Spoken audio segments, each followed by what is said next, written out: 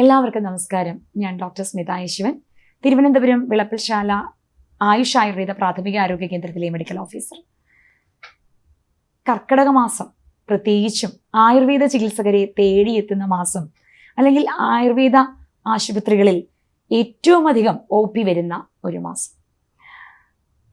പ്രത്യേകിച്ചും കർക്കിടകത്തിൽ 2 തരത്തിലാണ് നാം ചികിത്സകളെ പറയുക. 1 ഔഷധ സേവ, 2 ചികിത്സ.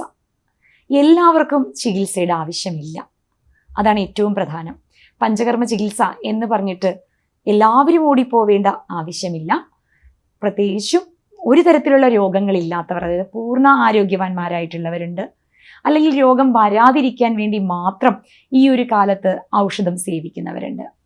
അവർക്ക് സാധാരണയുള്ള ഔഷധ സേവ്യങ്ങളും, അതേപോലെ തന്നെ കർക്കിടക കഞ്ഞി സേവിക്കലും, അതേപോലെ തന്നെ എണ്ണ തേച്ചുള്ള കുളിയും ഒക്കെ മാത്രം മതിയാവും. എന്നാൽ ഒരുപാട് കാലം കൊണ്ട് രോഗങ്ങളുള്ളവർ, പ്രത്യേകിച്ചും ഈ ഒരു കാലയളവിൽ കർക്കിടക മാസം ആകുമ്പോഴേക്കും അതിൻ്റെ ഒരു തീവ്രത വല്ലാണ്ട് കൂടിയിട്ടുണ്ടാവും. അങ്ങനെയുള്ള രോഗികൾക്ക് ഈ ഒരു സമയത്ത് പഞ്ചകർമ്മ ചികിത്സ അനിവാര്യമാണ്.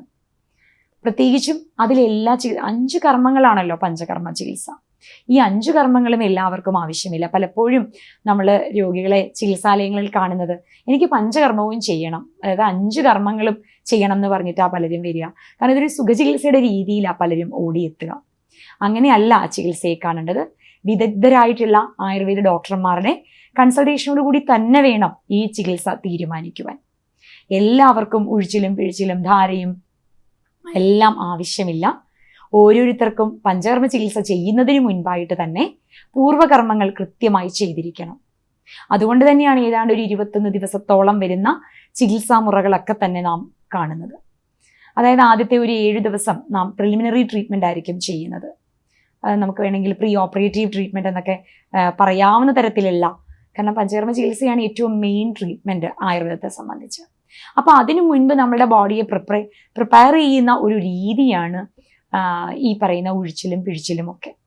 അപ്പോൾ അത്തരത്തിലുള്ള സ്നേഹസ്വീദനങ്ങളൊക്കെ ചെയ്തിട്ട് ഇലക്കിഴിയാണോ, അപ്പോൾ അവിടെയും ഇലക്കിഴി വേണോ ഒരു രോഗിക്ക്, അത് പൊടിക്കിഴി വേണോ, അതോ തവിട് കിഴിയാണോ ആവശ്യം, ഗോതമ്പ് കിഴിയാണ്. അപ്പോൾ ഇതൊക്കെ തീരുമാനിക്കേണ്ടത് ഒരു ഡോക്ടറുടെ നിർദ്ദേശപ്രകാരം തന്നെയാവണം.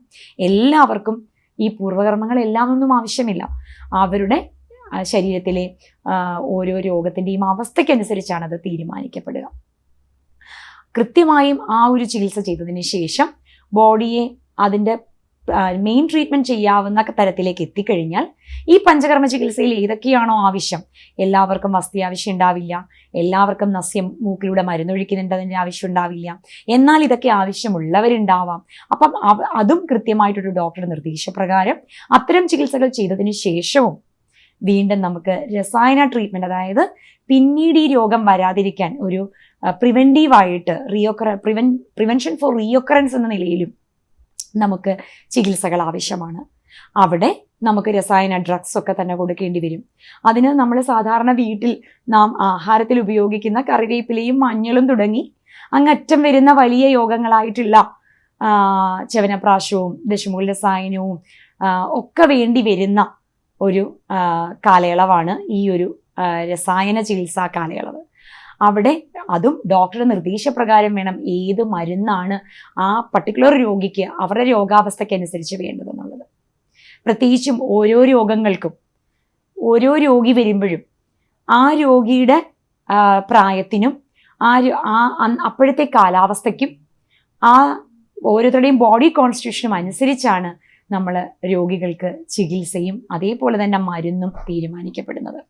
അതുകൊണ്ട് തന്നെ കൃത്യമായ ഒരു പാറ്റേണിൽ തന്നെ ഈ ഒരു സമയത്തെ കർക്കിടക ചികിത്സയ്ക്ക് എല്ലാവരും ആവശ്യമുള്ളവർ ഡോക്ടർ പറയുന്നതിന് പ്രകാരം അതിന് പങ്കാളികളാവുക. പ്രത്യേകിച്ചും ഈ ഒരു സമയത്തെടുക്കുന്ന ചികിത്സ അടുത്ത 1 വർഷത്തേക്കുള്ള നമ്മുടെ ഒരു രോഗപ്രതിരോധ ശക്തിയെ മുൻനിർത്തിക്കൊണ്ടാണ് നാം ഈ ചികിത്സകളെല്ലാം തന്നെ ചെയ്യുന്നത്. അതിന് കഴിയുന്നത്രയും എല്ലാവരും തന്നെ, പ്രത്യേകിച്ചും സ്ത്രീകൾ, എപ്പോഴും എല്ലാ കാര്യങ്ങളിൽ നിന്നും ബാക്കിയുള്ളവരുടെ എല്ലാം ആരോഗ്യത്തെ പരിപാലിച്ചു കൊണ്ടുപോകുന്ന സ്ത്രീകൾ ഇതിൽ നിന്ന് ഒട്ടും മാറി നിൽക്കാതെ ഈ ഒരു സമയത്ത് കുറഞ്ഞ ദിവസങ്ങളിലെങ്കിലും ചികിത്സ ചെയ്യുവാനും ഔഷധങ്ങൾ സേവിക്കുവാനും ഈ ഒരു കാലയളവ് ഓരോരുത്തരും പ്രയോജനപ്പെടുത്തണമെന്ന് ആഗ്രഹിച്ചുകൊണ്ട് ഓരോരുത്തരോടും ആവശ്യപ്പെട്ടുകൊണ്ട് നിർത്തുന്നു. നന്ദി, നമസ്കാരം.